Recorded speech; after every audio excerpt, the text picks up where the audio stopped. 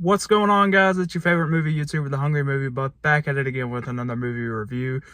Can't really see. I always say that you can't really see, but the theater's behind me. I was going to do this outside of the car like I did, I think, a review or two ago of Hard Eyes and Love Hurts, but it's 30 degrees and I don't have a jacket because I'm dumb and it's freezing. But anyways, that's not what you guys came here for. What you guys came here for today is a review of, as you saw by the title of the video, Captain America Brave New World. And I just want to give my first initial thoughts, just to get a review out for it and kind of let you guys know what I thought. Overall, there were some cool action scenes in the movie, and you could definitely tell the reshoots because there were, of course, it's not new news, but there were several reshoots throughout this movie. It was delayed, I think, about a year. I think so. The WWE wrestler Seth Rollins was supposed to be in it, but he ended up not being in it, playing a villainous role. Although I listened to a podcast because I'm into wrestling too. I have some wrestling related content on this channel. Well, I say some, it's just one. But he said he might play a role in the future. But anyways, that's not relevant. But there were some cool action scenes in the movie, but you could definitely tell the reshoots. The movie's about an hour and 58 minutes. I feel like if it could have given a little bit more time to build characters and stuff, which some of the characters are already established, of course, but some of the newer ones is what I'm getting at, that it could have felt a little bit better.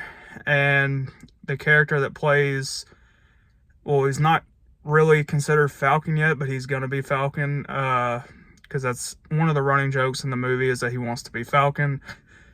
And one of the other things is, although the action scenes were good, there were some of them that you could tell the reshoots, like I've said before, but you could also see that there were some times, whether if it was an action scene or just sometimes they were just talking.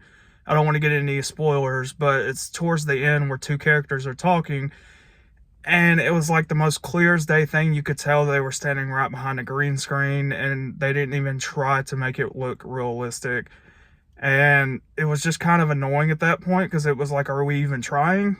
Because I'm like, I understand a lot of films go through reshoots, but it's like, at least make it look like they're actually standing where they are, not just behind a green screen. And then some of the action scenes, I'm not a big fan of quick cuts. Now, if they can be done right, I do like it. Like, I believe I could be corrected, but I believe some are in John Wick. And I think those are done really well in John Wick. But with this movie, they do it, and it's like sometimes you can't even keep up with Captain America's shield, where it's at, having a hard time remembering where he even put it at or whatnot. But, and another thing, I've seen this in numerous reviews, so I'm not the first one to kind of advocate for this or whatever you want to call it. But if you're going to this movie expecting to see Red Hulk, you're going to see him, but he's in the movie for like 8 minutes, maybe. And it's kind of annoying, because if you've seen all the marketing for the movie and everything, they've really marketed it for him to be like a major role in it. And I mean, I guess he kind of is, but at the same time, he's only in it for like 8 minutes. And it's kind of annoying when you market a film like that, and then the character you market for is only in it for 7-8 minutes. But that was kind of irritating. I think Anthony Mackie, the guy that plays Sam Wilson, aka the new Captain America, I think he did a really good job. But I just really think Marvel fell short with this one. And there's only a few Marvel movies throughout after Endgame that I can really remember. Or not that I can't remember it, but it's just in the sense of like that I would actually go back and watch again, like Spider-Man No Way Home, or Guardians of the Galaxy 3, and a few others. But overall, there is one like after credit scene, like after all the credits roll. It's already established characters, so you don't really have to worry about any new people popping up or anything. They're just kind of teasing where they're going to go with in the future. So, I mean, I would stick around for that, kind of see what that has to entail. But overall, I'm a huge Marvel fan. I really am. But I was kind of disappointed with this one. And I really was kind of upset that they made it the way that they did, because I watched John Flickinger, if you guys watch him. If not, he's also a movie reviewer. I would recommend checking him out.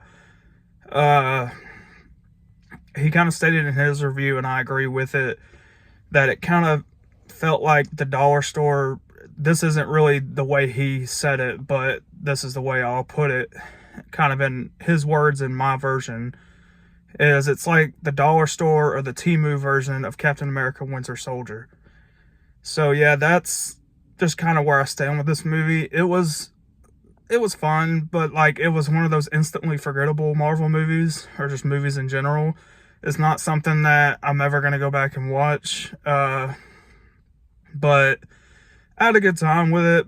Kind of fell short for me, but I wouldn't say completely ignore it, especially if you're a diehard Marvel. I mean, of course, they tie in with the Celestials from the Eternals, and the movie kind of goes off, shows some insight to what happened with the Incredible Hulk and whatnot. But overall, yeah, I'm just kind of rambling now, so I'm going to get out of here. But that's my thoughts on Captain America Brave New World. If you guys haven't already, I'd appreciate it if you hit the subscribe button, hit the like button, and leave a comment down below if there's a movie you want me to talk about, old or new. I'll be happy to talk about it, you know, whether if it's in theaters or out of theaters or came out in 1940. I'd love to talk about new movies, or give my insight to movies that you guys already, or movies that I have already seen. But anyways, guys, I appreciate you checking out for another video, and I'll check you out in the next one.